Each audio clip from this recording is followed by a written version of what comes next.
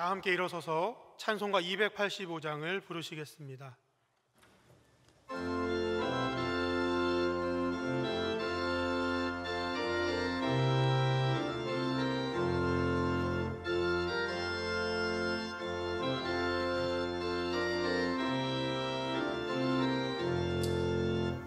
주의 말씀 받은 그날 참 기쁘고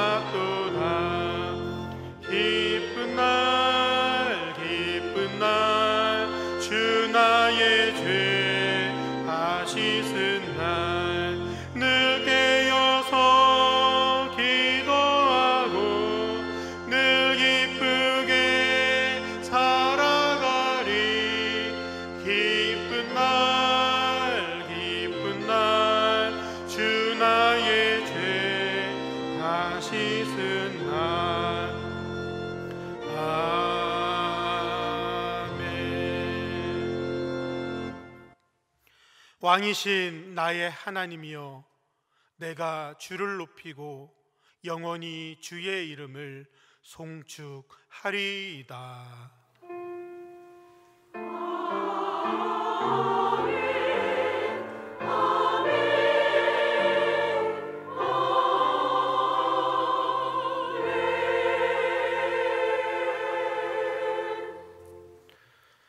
앉으셔서 찬송가 208장 부르시겠습니다. 찬송가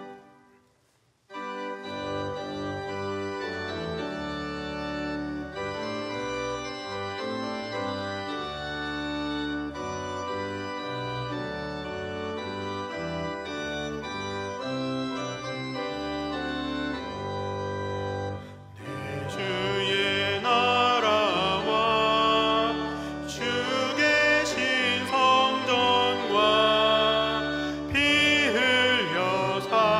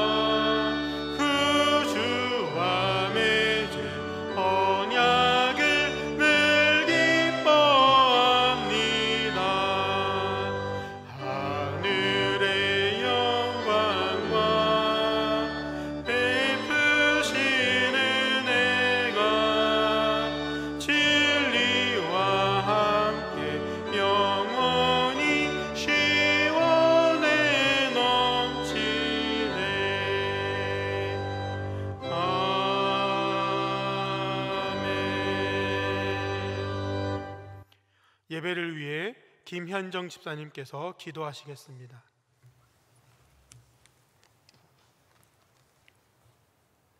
전능하신 하나님 아버지, 독생자 예수님을 이 땅에 보내셔서 저희를 죄악에서 구원해 주시고 영생을 소망 가운데 살게 하신 은혜 참으로 감사를 드립니다.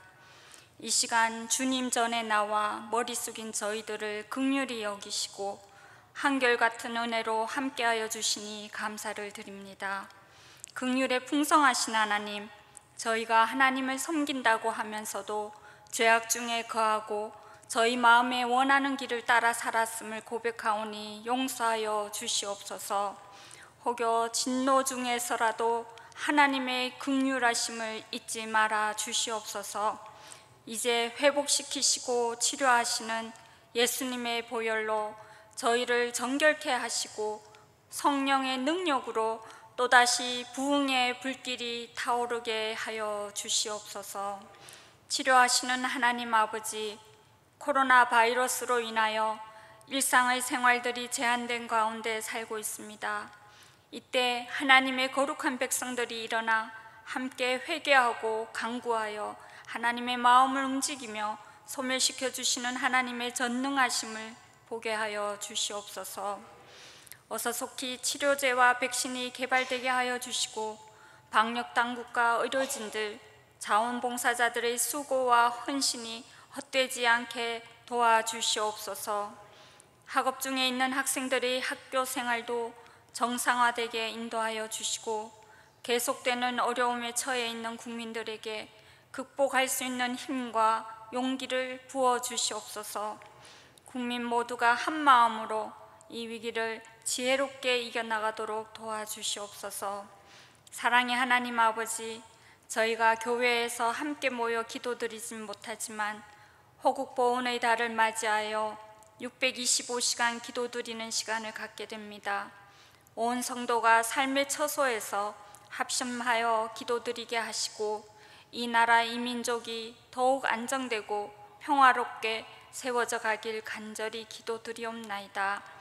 땅끝까지 이르러 내 증인이 되리라 하신 주님, 주님의 지상명령이 무색해진 지금 어려운 상황 속에서지만 주님의 사랑을 전하는 복음 전달자 운동에 모두 동참하여 죽어가는 영혼들을 살리는 복음의 통로들이 다 되도록 인도하여 주시옵소서.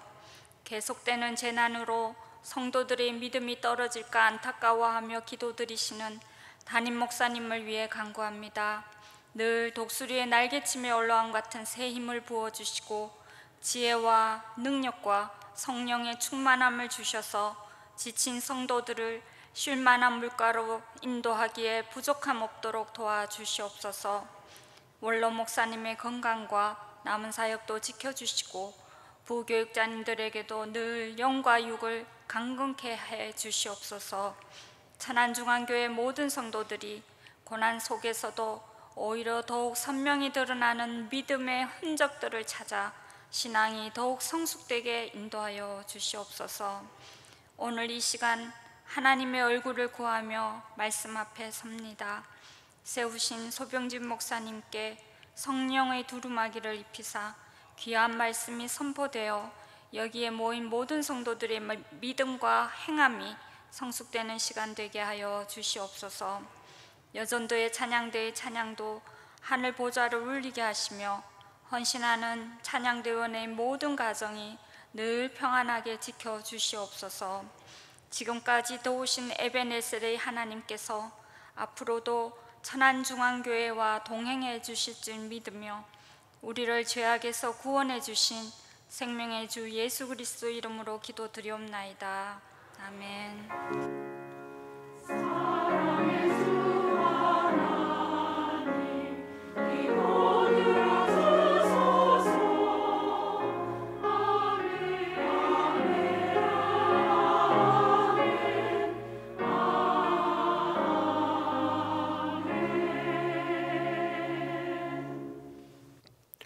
찬송가 336장을 부르시겠습니다.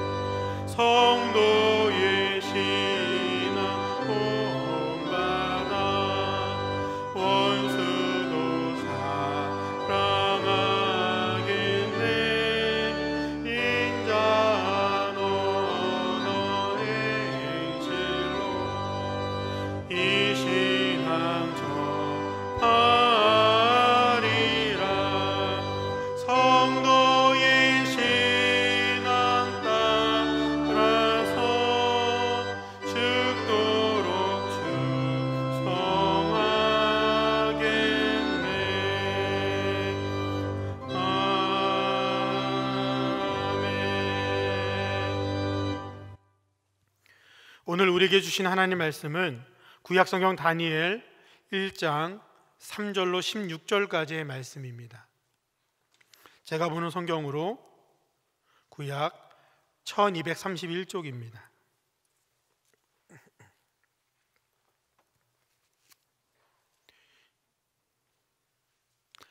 다니엘서 1장 3절로 16절까지의 말씀을 저와 여러분이 한 절씩 교독하시고 마지막 16절은 함께 읽겠습니다. 왕이 환관장 아스부나스에게 말하여 이스라엘 자손 중에서 왕족과 귀족 몇 사람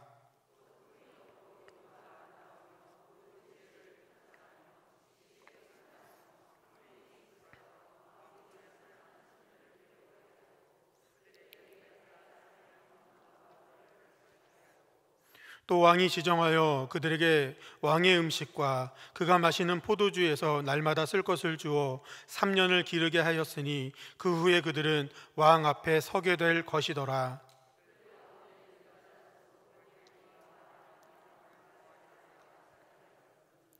환관장이 그들의 이름을 고쳐 다니엘은 벨드사살이라 하고 하나냐는 사드락이라 하고 미사엘은 메삭이라 하고 아사랴는 아벳누고라 하였더라.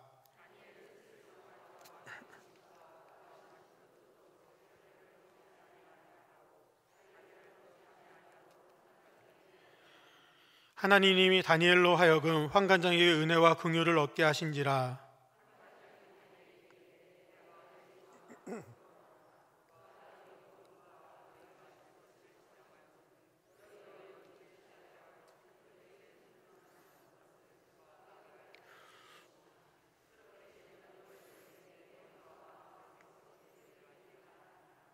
환관장이 다니엘과 하나냐와 미사엘과 아사랴를 감독하게 한 자에게 다니엘이 말하되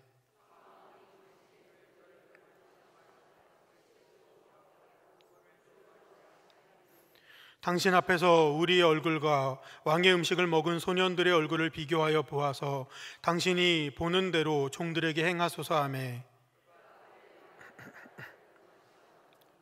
열흘 후에 그들의 얼굴이 더욱 아름답고 살이 더욱 윤택하여 왕의 음식을 먹는 다른 소년보다 더 좋아 보인지라.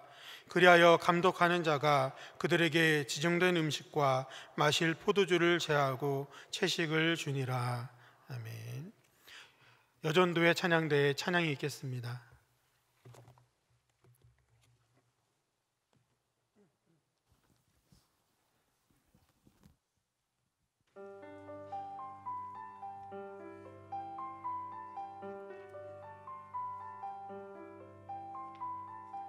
주님께서 하라 하시면 주의 뜻대로 행하리니 멈춰 설하시면 나 멈추고 뒤로 가라 하시면 뒤로 갑니다.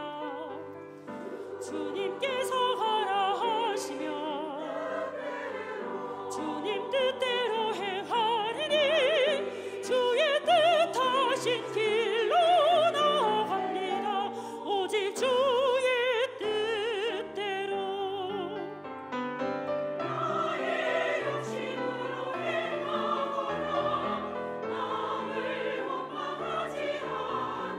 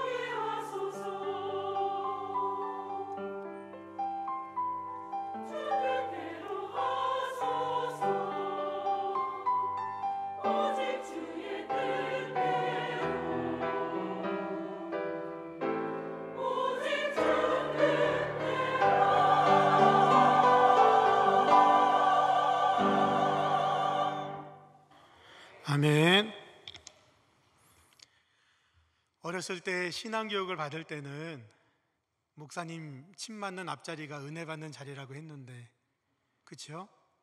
요새는 코로나 걸리는 자리가 됐습니다. 참 안타까운 현실이 아닐 수 없습니다. 우리 코로나의 종식을 위해서 계속 기도해야 할 것입니다.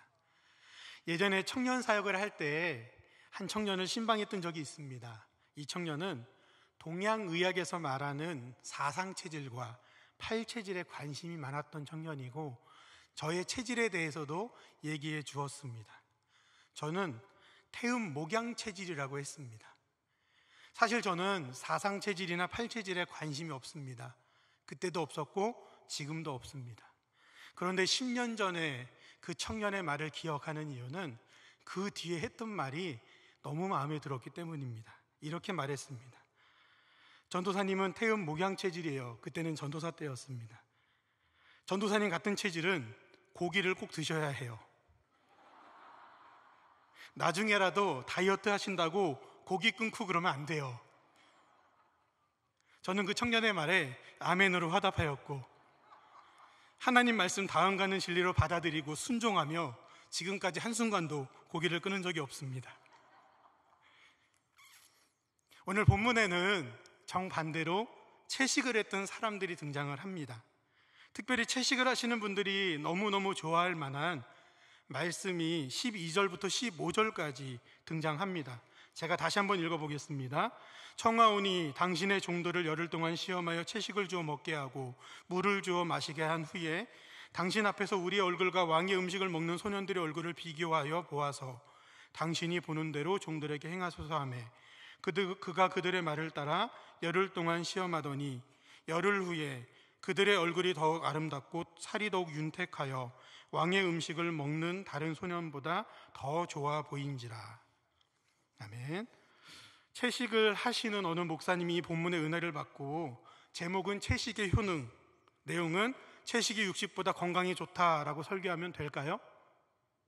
안 되죠. 말씀을 그렇게 읽으면 안 되잖아요. 아까 고기 먹어야 되는 체질이란 말을 좋아했던 저처럼, 혹은 이 말씀을 자기 듣고 싶은 대로 들으면 엄청나게 많은 오해와 왜곡이 생길 수 있습니다. 오늘 우리에게 성경을 읽거나 설교 말씀을 들을 때 마찬가지 현상이 생기지 않나 돌아봅니다.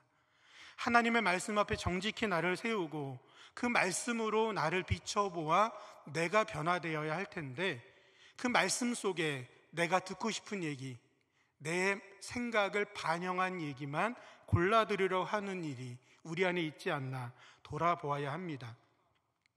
이 시간 나에게 주신 하나님 말씀 앞에 정직하게 나를 세우고 그 말씀을 통해 교훈과 책망과 바르게 함과 의로 교육하시는 하나님의 일하심을 경험할 수 있게 되길 간절히 바랍니다. 오늘 본문의 내용을 정리해 보겠습니다. 1장 1절을 보니 바벨론 느부갓네살 왕이 여호야김 3년에 예루살렘을 점령했습니다. 성전 기물을 빼앗고 포로들을 끌고 갔습니다. 3절에서 5절을 보면 포로로 끌고 온 왕족과 귀족 중에 용모와 실력이 눈에 띄는 사람들을 추려서 3년 뒤에 느부갓네살 왕 앞에 세울 수 있도록 준비를 시키라는 명령을 하는데, 준비의 내용은 바벨론의 학문과 언어를 가르치고 왕의 음식을 주어 먹게 하는 것입니다. 다니엘과 세 친구 하나냐와 미사엘과 아사랴도 명단에 포함되었습니다. 환관장은 그들의 이름을 바꾸었습니다. 다니엘은 벨드사살, 하나냐는 사드락, 미사엘은 메삭, 아사랴는 아벳느고. 사실 세 친구는 사드락과 메삭과 아벳느고가 더 익숙하지요. 그렇게 이름을 바꾸었습니다. 순리대로 바벨론 왕이 내려주는 좋은 음식을 먹으며 최고의 엘리트 교육을 받으면 되는데, 이 상황에서 다니엘과 세 친구는 어이없는 요청을 환관장에게 합니다. 사실 포로로 끌려와서 노예로 전락해도 마땅한 상황에 또 왕의 음식을 먹는 것 자체가 황홀한 대접을 받고 있는데 뭘 더 요청을 하나요? 요청의 내용은 더 어이가 없습니다. 왕의 음식을 먹지 않겠다는 겁니다. 그저 채소와 물만 먹게 해달라는 것입니다. 환관장은 무시해도 되는 이 요청을 이상하게도 귀담아 듣습니다. 그 이유에 대해 본문 9절은 이렇게 말씀합니다. 우리 스크린에 자막을 보시면서 함께 읽겠습니다. 시작. 하나님이 다니엘로 하여금 환관장에게 은혜와 긍휼을 얻게 하신지라. 아마도 환관장은 본인의 재량으로 다른 사람들 몰래 다니엘과 세 친구에게 채식을 줄 수는 있는 것 같습니다. 하지만 결과를 책임질 수는 없습니다. 만약 채소와 물만 먹은 이 세 친구가 얼굴이 초췌해진다면 왕 앞에 본인의 생명을 보장하지 못할 것이라 이야기합니다. 그래서 열흘간의 테스트 기간이 생겨납니다. 열흘간 테스트해서 채소와 물을 먹고 얼굴이 초췌해진다면 끊고, 더 좋다면 지속하게 해달라는 내용이 그 요청에 담겨 있습니다. 그런데 열흘이 지나니까 깜짝 놀랄 만한 일이 생겼습니다. 채소와 물만 먹은 다니엘과 세 친구가 얼굴이 더 윤택하고 좋고 아름다워 보입니다. 그래서 환관장은 이들에게 왕의 음식이 아닌 채식을 주었다는 것이 오늘 함께 읽은 본문의 내용입니다. 저는 오늘 설교를 준비하며 제목을 신앙의 마지노선으로 정했습니다. 뭐라고요? 신앙의 마지노선. 마지노선이 뭐죠? 마지노선? 많이 쓰죠? 일반적으로 알고 있는 뜻은 더 이상 물러설 수 없는 최후의 방어선, 이런 뜻이 있습니다. 오늘 본문의 다니엘에게서 볼 수 있는 신앙의 마지노선은 무엇일지, 또 신앙의 마지노선을 세우는 것이 신앙생활에 어떤 의미가 있는 것인지 오늘 본문과 함께 깊이 생각해보며 은혜 받을 수 있길 바랍니다. 먼저 함께 해보겠습니다. 자기 신앙의 마지노선을 세워야 한다. 자기 신앙의 마지노선을 세워야 한다. 느낌표가 어디 있죠? 자기 신앙의 마지노선, 이 두 개가 다 중요하다는 거죠. 먼저 생각해 볼 주제는 다니엘이 세운 신앙의 마지노선이 무엇인가 하는 것입니다. 본문 8절입니다. 함께 읽겠습니다. 시작. 다니엘은 자기를 더럽히지 아니하리라 하고 자기를 더럽히지 아니하도록 환관장에게 구하니. 왕의 음식과 포도주로 자기를 더럽히지 않겠다는 뜻이 다니엘이 세운 신앙의 마지노선입니다. 왜 다니엘은 이런 뜻을 정했을까요? 말씀을 준비하며 여러 가지 자료를 찾아보니 세 가지 정도로 요약이 됩니다. 첫 번째 이유는 율법적인 이유입니다. 유대인들은 율법을 따라 먹을 수 있는 식재료와 그렇지 못한 식재료를 엄격하게 구분합니다. 예전에 청년들을 인솔해서 우간다에 단기 선교를 다녀온 적이 있는데 두바이에서 경유해서 에밀레이트 항공이라는 항공을 탄 적이 있습니다. 근데 에밀레이트는 이슬람 문화의 회사예요. 기내식이 나오는데 기내식 설명에 할랄 인증을 통과한 음식만 제공됩니다 라는 문구가 있었습니다. 할랄 음식은 이슬람 그 율법에 의해 허용된 식자재만 사용된 음식이라는 거예요. 그래서 이슬람 교도, 무슬림뿐만 아니라 이슬람 교도들을 대상으로 장사를 하는, 또 관광객을 유치하고자 하는 사람들도 식자재의 할랄 인증을 받는 것이 중요하다고 합니다. 지금도 그러니 당시 유대 율법을 잘 따랐던 다니엘에게 바벨론에서 주는 음식은 어떤 식재료가 들어가 있는지 모르고, 또 아는 식재료 중에 먹어서는 안 되는 자료가 포함되어 있을 터이니 거부했을 가능성이 있습니다. 두 번째 이유는 왕이 내려주는 음식물은 대체로 이방신에게 제사를 드린 음식이었다고 하니 간접적으로 우상 숭배하는 행위에 대한 거절과 거부일 수 있습니다. 간접적으로 우상 숭배하는 행위에 대한 거절과 거부. 또 다른 해석이 있습니다. 왕의 산의 진미를 먹지 않고 거부하는 것이 바벨론인이 되기를 거부하고 하나님의 자녀로서의 정체성을 지키기 위한 최후의 몸부림이었다라는 겁니다. 여러분 생각엔 뭐가 맞는 것 같으세요? 율법적인 이유, 간접적인 우상 숭배에 대한 거부, 하나님 자녀로서의 정체성을 지키기 위한 몸부림, 뭐가 맞는 것 같은가요? 어떤 해석은 맞건 어떤 해석은 틀리다라는 것은 정확히 알 수 없지요. 정 궁금하시면 이 다음에 천국 가서 다니엘에게 꼭 물어보시기 바랍니다. 중요한 것은 다니엘이 세웠던 신앙의 마지노선이 음식이었다는 사실이고, 그것은 해석과 상관없이 변함없는 진실입니다. 하지만 다니엘과 친구들이 허용했던 것도 있습니다. 교육과 계명입니다. 바벨론의 학문과 언어를 배웠습니다. 다니엘의 이름을 받고 벨드사살이라 하였고, 하냐냐는 사드락, 미사엘은 메삭, 아사랴는 아벳누고라고 이름을 바꾸었습니다. 그냥 단순히 이름 바꾸었다고 생각하면 안 됩니다.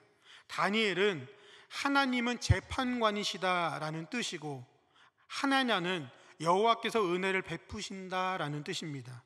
미사엘은 누가 하나님인가라는 뜻이고, 아사랴는 여호와께서 도우신다라는 뜻입니다. 이름 자체가 이들의 신앙 고백이요, 이들의 정체성인데, 바뀐 이름은 대체로 이방 신들과 관련된 이름입니다. 음식 문제만큼이나 계명에 대해서도 저항할 법도 한데, 그런 움직임은 본문에 전혀 드러나지 않습니다. 다니엘과 세 친구를 비판할 수 있지 않을까요? 계명이 훨씬 더 심각한 신앙적 문제고 더 많이 저항해야 될 신앙의 마지노선인 것 같은데, 왜 계명은 쉽게 순응하고 왜 음식 먹는 문제만 저항했는가? 진짜 왜 그랬을까요? 여러분 생각에도 계명이 굉장히 큰 일인데 왜 이거는 쉽게 순응했고 왜 음식 문제만 그렇게 마지노선으로 정해서 지키고자 했을까요? 궁금하시면 천국 가서 다니엘에게 물어보시기 바랍니다. 해석에 따라 생각이 달라질 수 있는 불확실한 요소들 다 제거하면 확실한 진실, 다니엘과 세 친구는 음식으로 본인들이 더럽혀지는 것을 거절했고, 그것이 이들이 세운 신앙의 마지노선이다라는 겁니다. 교회 안에는 다양한 수준의 신앙인들이 존재합니다. 주일 성수를 기준으로 이야기하면 어떤 분들은 주일 성수하는 건 당연하고 그 외에 주일마다 할 수 있는 봉사의 자리를 찾아 교사로, 찬양대로, 주차봉사로, 또 주방봉사로 여러 가지 봉사의 자리에 섬기는 것마저 당연하게 여기시는 분들이 있습니다.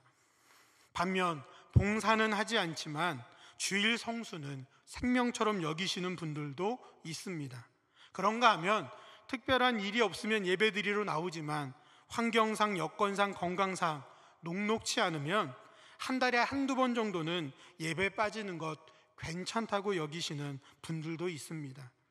또 그런가 하면 예배 나오는 분들 중에 은혜나 예배나 사모하는 마음이 아니라 가정의 평화를 위해, 또 여러 가지 목적과 다양한 이유를 위해 그렇게 나오는 분들도 있을 수 있습니다.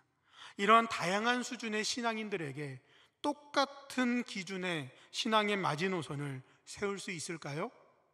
그럴 수 없습니다. 그러하기에 각자의 신앙의 마지노선이 필요합니다. 각자 믿음의 분량에 맞는 신앙의 기준을 세워야 합니다. 예배에 대한 신앙의 마지노선이 필요합니다. 주일 성수 신앙이 흐트러진 사람은 주일 성수를 하겠다는 신앙의 마지노선을 세워야 합니다. 봉사의 신앙의 마지노선이 필요합니다. 여러 가지 봉사를 하다 보니 건강이 여의치 않고 환경이 여의치 않아 봉사를 줄여야겠다 생각이 들 수는 있겠지만, 최소 본인이 봉사의 자리를 붙잡는 것이 본인의 신앙이 발전하는 데 도움이 됩니다. 헌금에 대한 신앙의 마지노선도 필요합니다. 사랑하는 성도 여러분, 자기 신앙의 마지노선을 세울 수 있길 바랍니다. 다음으로 함께 해보겠습니다. 신앙의 마지노선을 세운 사람의 신앙은 무너지지 않는다. 시작. 신앙의 마지노선을 세운 사람의 신앙은 무너지지 않는다. 교회학교 학생으로, 신학대학을 다니는 청년으로, 전도사로, 목사로 신앙생활을 하며 많은 신앙인들을 보았습니다. 특별히 그 중에서는 유난히 신앙의 기복이 심한 분들이 있었습니다. 영적 상태가 좋을 때는 예배에 빠지지 않는 건 당연하고 각종 봉사의 자리에서도 헌신과 희생을 다해 열심히 섬깁니다. 그런데 영적 침체에 빠지면 봉사의 자리는커녕 예배에도 보이지 않고 연락도 받지 않고 잠수를 탑니다. 너무 쉽게 신앙이 무너져 내립니다. 그 이유는 신앙의 마지노선이 없기 때문입니다. 신앙의 마지노선을 세운 사람의 신앙은 무너지지 않는다라는 메시지는 두 가지 측면을 함께 생각해 보려 합니다. 먼저 고난의 관점입니다. 신앙의 마지노선을 세운 사람과 그렇지 않은 사람은 평소에는 큰 차이가 없습니다. 그러나 고난과 역경이 닥쳐오면 큰 차이가 납니다. 다니엘과 세 친구는 큰 고난의 상황을 겪었습니다. 유대의 왕족이거나 그의 버금가는 귀족의 자녀가 하루아침에 나라가 망하고 포로로 끌려가는 신세가 되었으니 이 얼마나 힘든가요? 본래 가진 것이 많았을 때 잃은 것에 대한 상실감이 큰 법입니다. 성적에 비관하는 학생들을 보면 1, 2등 하는 학생이 3, 4등, 4, 5등 할 때 비관을 하지 30등 하는 학생이 40등 하는 거 가지고 그렇게 크게 비관하지 않습니다. 인기가 무척 많았던 유명 연예인이 인기가 떨어지니 그것을 견디지 못하고 상실감에 우울증에 걸리거나 극단적인 선택을 하는 기사를 종종 접합니다. 귀족이었다가 하루아침 나라가 망하고 포로가 되었으니 그 상실감이 얼마나 컸을까요? 더욱이 그때가 가장 예민하고 질풍노도의 시기라 불릴 만큼 민감한 청소년기의 시기였음을 감안했다면 다니엘과 세 친구가 체감했던 고난의 무게는 엄청났을 것입니다. 그럼에도 불구하고 이들의 신앙이 무너지지 않았고 하나님의 자녀로서의 정체성을 지키기 위해 몸부림쳤다는 것은 참 대단합니다. 고난의 관점에서 신앙의 무너짐을 이야기했다면 그 다음은 뭘까요? 풍요의 관점입니다. 신앙인을 무너뜨리는 또 다른 요인은 풍요입니다. 다니엘과 세 친구는 귀족으로 자라다가 하루아침에 나라가 망하고 타국으로 포로로 끌려간 절망스러운 상황에서 갑자기 귀족의 지위가 회복됐습니다. 약소국의 유다의 귀족도 아닌 강대국인 바벨론의 귀족으로 대우를 받으니 그렇게 바벨론의 학문과 언어를 배우고 왕의 음식을 먹을 수 있는 특권을 누리니 이 얼마나 황홀한 상황인가요? 만약에 이 다니엘과 세 친구가 신앙을 개인적 측면으로만 받아들였다면 엄청난 간증거리입니다. 생각해 보세요. 나라가 망한, 그래서 포로로 끌려간 위기의 상황에 하나님의 특별한 은혜가 임해 바벨론의 귀족으로의 지위를 회복시키고 최고의 엘리트 교육과 가장 좋은 음식을 먹게 해주셨다라는 고백은 얼마나 사람들이 좋아할 만한 간증거리입니까? 그런데 만약 이들이 왕의 음식을 당연하게 먹고 누렸다면 어느 순간 이들에게 하나님의 자녀로서의 정체성은 사라지고 바벨론인으로 젖어들었을 것입니다. 많은 사람이 신앙을 무너뜨리게 하는 요인이 고난과 역경이라고 생각합니다. 물론 맞습니다. 질병을 얻거나 사업이 망하게 되었을 때 하나님이 살아계시다면 어떻게 나에게 이런 고난이 올 수 있을까라고 외치며 실망하여 하나님과 멀어지는 분들을 만나게 됩니다. 하지만 생각보다 많은 신앙인들이 풍요의 상황에서 신앙이 무너집니다. 질병을 얻었을 때는 무릎 꿇고 간절히 기도하며 하나님 앞에 매달리던 사람이 건강이 회복되니 그 건강이 누리고 싶어 주말이면 등산 가고 조기 축구하느라 예배의 자리를 지키지 못합니다. 사업이 망해갈 때는 새벽자단을 쌓으며 하나님께 간절히 매달리더니 다시 사업이 회복되니까 사업 쫓아다니느라고 예배의 자리를 지키지 못합니다. 고난에 무너지지 않던 신앙인을 무너뜨리는 또 다른 장애물은 바로 풍요입니다. 신앙의 마지노선을 튼튼히 세운 사람은 고난뿐만 아니라 풍요의 때에도 신앙이 무너지지 않습니다. 이것이 본문의 다니엘과 세 친구를 통해 하나님이 우리에게 알려주시는 놀라운 말씀의 지혜입니다. 세 번째로, 신앙의 마지노선은 신앙이 성숙해질수록 더욱 탄탄해집니다. 함께 보겠습니다. 시작. 신앙의 마지노선은 신앙이 성숙해질수록 더욱 탄탄해져야 합니다. 8절 말씀에서 다니엘은 왕의 음식과 포도주로 자신을 더럽히지 않겠다는 뜻을 정합니다. 그리고 그 뜻에 세 친구도 동참합니다. 환관장에게 채식을 요청했더니 너희에게 채식을 주었다가 초췌한 얼굴이 되면 왕 앞에서 자신의 생명이 위태롭다 하니 하물며 다니엘과 세 친구의 생명은 오죽했을까요? 생명을 건 요청이었습니다. 그런데 하나님의 특별한 은혜가 임합니다. 채식과 물만 먹은 다니엘과 세 친구는 또래의 다른 소년들보다 더욱 윤택하고 아름답고 좋아 보인 결과가 생겼습니다. 채식의 효능이 아니라 하나님의 은혜입니다. 다니엘과 세 친구는 하나님의 은혜를 경험합니다. 하나님이 기뻐하시는 뜻을 정하고 하나님이 기뻐하시는 삶을 살았을 때 하나님이 도와주시는 은혜, 위기 가운데 구원을 베풀어 주시는 하나님의 은혜를 경험하고 다니엘과 세 친구의 신앙은 더욱 튼튼해졌습니다. 다니엘서 3장에서는 다니엘의 세 친구 사드락과 메삭과 아벳느고가 왕의 신상에 절하지 않아 풀무불에 던져지는 내용이 등장합니다. 그런데 3장 어디에서도 다니엘의 모습이 없습니다. 다니엘은 어디 있었을까요? 신상에게 절했을까요? 우리가 말씀을 통해서 알 수 있는 다니엘의 성정을 미루어 봤을 때 다니엘은 왕의 신상에 절하지 않았을 것입니다. 그런데 왜 3장은 다니엘이 나오지 않을까요? 확인하고 싶으시죠? 3장이 진짜 안 나오나 집에 가서 확인해 보시고, 다니엘 임팩트라는 책에서 한홍 목사는 흥미로운 해석을 합니다. 느부갓네살 왕은 2장에서 다니엘에게 하나님의 지혜와 계시가 충만한 걸 발견했습니다. 그렇죠? 그래서 신하긴 하지만 왠지 껄끄러워했다는 거예요. 그래서 신상을 만들기 전에 다니엘로 트러블이 생길 걸 생각해서 먼 나라로 왕의 대리인으로 장기 출장을 보냈을 거라는 겁니다. 재밌죠, 해석이? 근데 만약 이게 사실이라면 느부갓네살 왕의 머릿속에는 다니엘만 처리하면 세 친구는 문제 없을 것이라고 여겼을 수 있습니다. 아니, 다니엘만 신경 쓰고 세 친구는 아예 안중에도 없었을 수 있습니다.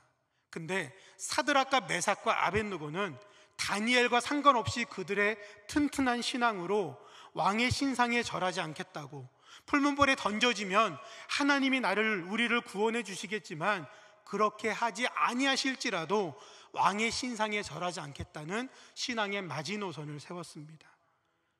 하나님의 은혜를 경험한 세 친구의 신앙의 마지노선이 더욱 튼튼해졌습니다.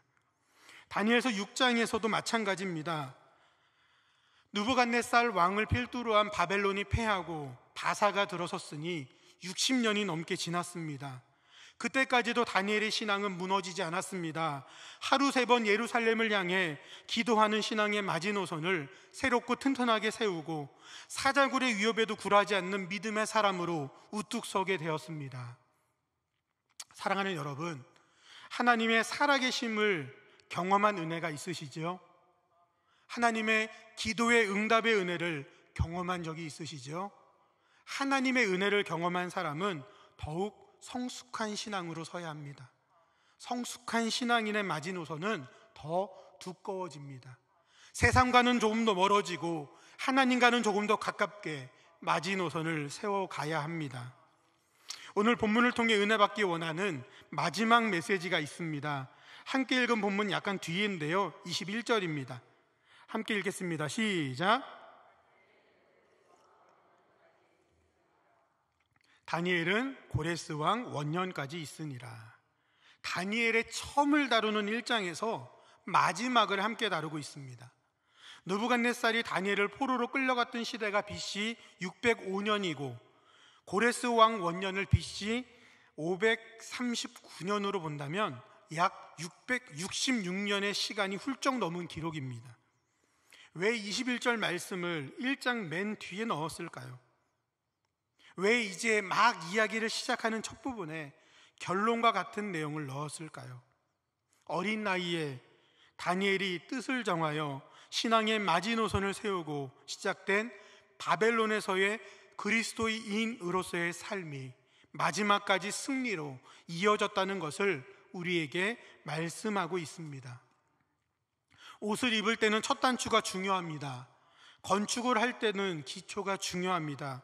건물을 높이 지으려고 할수록 더 깊이 땅을 파고 기초를 놓아야 합니다. 운동을 할 때도, 음악을 할 때도 기초가 중요합니다. 하지만 기초가 완성은 아닙니다. 시작이 반이라는 속담은 있는데 시작이 그만큼 중요해도 완성은 아닙니다. 오늘 본문의 다니엘은 시작뿐만 아니라 마지막까지 말씀으로 하나님의 자녀로 승리하는 모습을 오늘 본문은 말씀하십니다. 혹시 역사 속 마지노선의 결과에 대해 들어보셨나요? 역사 속 마지노선? 마지노선이란 단어는 최후의 보루, 더 이상 물러설 수 없는 방어선이라는 뜻이 있지만 역설적으로 역사의 마지노선의 결말은 그리 좋지 않습니다. 마지노선은 프랑스의 국방장관 마지노 장군의 주도로 1927년 독일과의 국경에 건설한 거대한 방어막을 지칭하는 용어입니다. 당시 프랑스와 독일은 전쟁 중이었는데 이 방어막이 얼마나 두터웠는지 독일은 마지노선을 뚫고 넘어올 엄두를 내지 못했고 프랑스도 절대 마지노선이 뚫리지 않을 것을 확신하였습니다.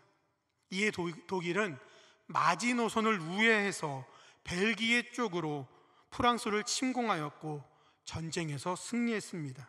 결과적으로 마지노선은 쓸모가 없게 되었고 방어는 실패하였습니다. 역사 속 마지노선은 좋은 출발하였지만 실패의 결과를 낳았습니다. 하지만 다니엘의 신앙의 마지노선은 마지막까지 승리하는 결과를 보여줍니다. 끝까지 승리하는 신앙인이 될 수 있길 간절히 바랍니다. 말씀을 정리하겠습니다. 각자의 신앙의 분량에 맞게 신앙의 마지노선을 세워야 합니다. 이 신앙의 마지노선은 고난이라는 풍요라는 위기에서 우리의 신앙이 무너지지 않게 해줄 것입니다. 신앙의 체험을 통해 하나님의 은혜를 경험한 성도는 더욱 성숙한 신앙으로 신앙의 마지노선을 튼튼하게 세워가야 합니다. 세상과는 조금 더 멀리, 하나님과는 조금 더 가깝게 세워가야 합니다. 고레스 원년까지 믿음으로 굳게 섰던 다니엘처럼 끝까지 승리하는 신앙인이 될 수 있기를 간절히 바랍니다. 기도하겠습니다. 사랑과 은혜가 풍성하신 하나님, 수요 기도로 모여 하나님께 영광 올려드리며 말씀의 은혜 받게 하시니 감사합니다. 오늘 받은 말씀을 마음에 새깁니다. 신앙의 마지노선을 세우게 하시고 고난과 풍요의 유혹에 무너지지 않는 신앙인이 되게 하여 주옵소서. 기도의 응답을 경험하고 하나님의 은혜를 체험할 때 우리의 신앙이 더욱 성숙해지게 하시고 우리의 신앙의 마지노선을 세상과는 멀게 하나님과는 가깝게 세워가는 신앙인이 되게 하여 주시옵소서. 예수님의 이름으로 기도하옵나이다. 아멘. 찬송가 312장을 부르시겠습니다.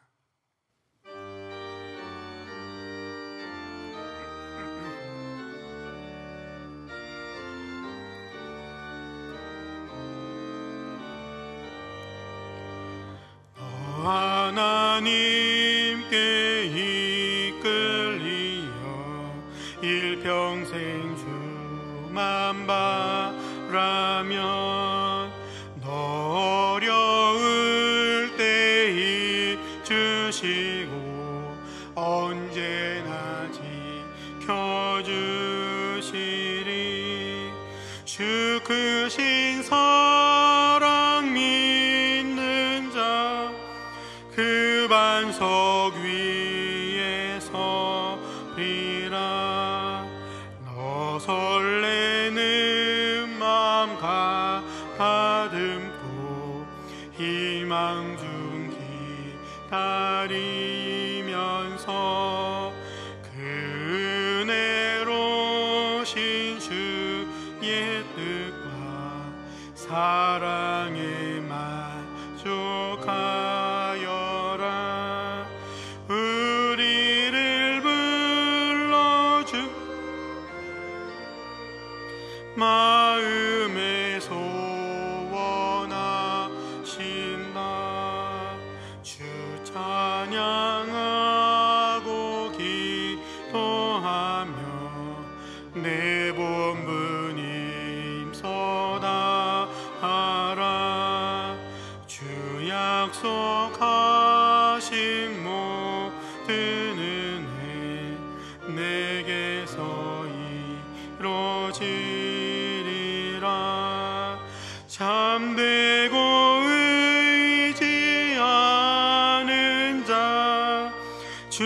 주께서 기억하시리. 아멘. 네, 박전 목사님께서 교회 생활 말씀하시겠습니다. 우리 앞뒤 옆 사람과 인사하도록 하겠습니다. 축복합니다. 축복합니다. 축복합니다. 담임 목사님께서는 세계 선교부 모임이 있어 출타하셨습니다. 교회 생활 말씀드리도록 하겠습니다. 코로나19가 또 서울 수도권 또 우리 아산 지역으로 계속해서 산발적으로 일어나고 있습니다. 종식을 위해서 다 함께해서 계속해서 기도해 주시기 바랍니다. 6.25 시간 나라사랑 기도운동, 민족의 비극인 6.25를 지나면서 625시간 나라사랑 기도운동을 합니다. 22일 주일 노비에서 교구별로 또 625시간 나라사랑 기도문을 배부하오니 받아가시기 바랍니다. 복음 전달자 운동을 합니다. 복음 전달자 운동은 코로나19로 인해서 전도하기 어려운 상황 속에서 주님의 사랑을 전달하기 위한 전도 운동입니다. 성전 예배를 참석하는 분은 개인별로 신청해 주시고 또 온라인 예배 참석자는 구역장을 통해서 대리 신청 가능합니다. 그래서 부신 또 가족 또 친지 지인들이 또 이웃들에게 복음 전달자 복음의 유통자가 되어 주시기 바랍니다. 이상입니다. 다 함께 합심으로 기도하는 시간을 갖겠습니다. 먼저 받은 말씀을 기억하며 기도할 때 신앙의 마지노선을 세우고 고난 중에도 풍요 중에도 무너지지 않는 신앙인 될 수 있게 하여 달라고 기도하겠습니다. 이어서 기도하실 때 코로나19 사태를 위해 기도하겠습니다. 치료자 백신이 속히 개발될 수 있도록 특별히 교회 학교의 정상화를 위해 기도하겠습니다. 세 번째로 복음 전달자 운동을 위해 기도하겠습니다. 간절히 기도하며 전도용품을 전달하는 가운데 성령의 역사가 나타나게 하시고 전달받는 모든 이들의 마음문이 활짝 열릴 수 있도록 함께하여 주시옵소서. 이렇게 세 가지 기도 제목으로 합심하여 통성으로 기도하겠습니다.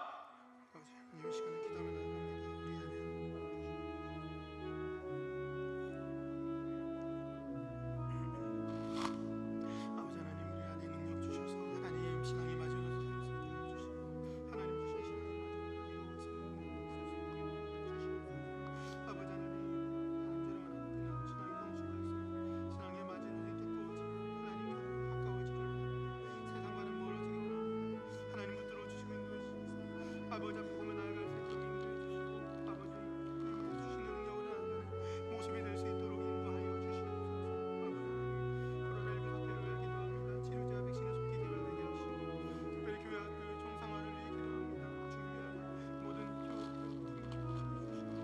아이들을 맞이할 수 있는 준비하게 하시고 더 이상 상황이 악화되지 않고 우리 7월이 되면 아이들이 모여 예배드릴 수 있도록 인도하여 주시옵소서. 아버지 하나님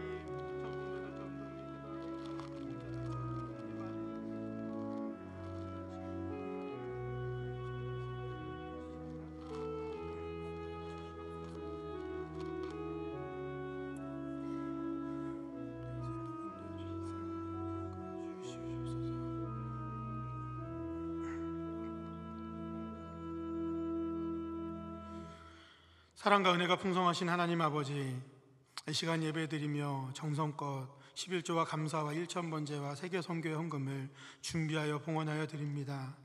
마음과 뜻과 정성을 다해 드리는 예물과 특별히 정성을 다해 드린 예배를 기쁘게 받아 주옵소서. 예물 드린 손길 위에 은혜를 더하여 주시고 이 세상을 살면서 물질로 인하여 어려움 당하지 않도록 함께하여 주옵소서. 받은 말씀을 마음에 새기며 삶의 자리로 나아갑니다. 신앙의 마지노선을 굳건하게 세우게 하시고 고난 중에도 풍요 중에도 무너지지 않게 하여 주시옵소서. 예수님의 이름으로 기도하옵나이다. 아멘.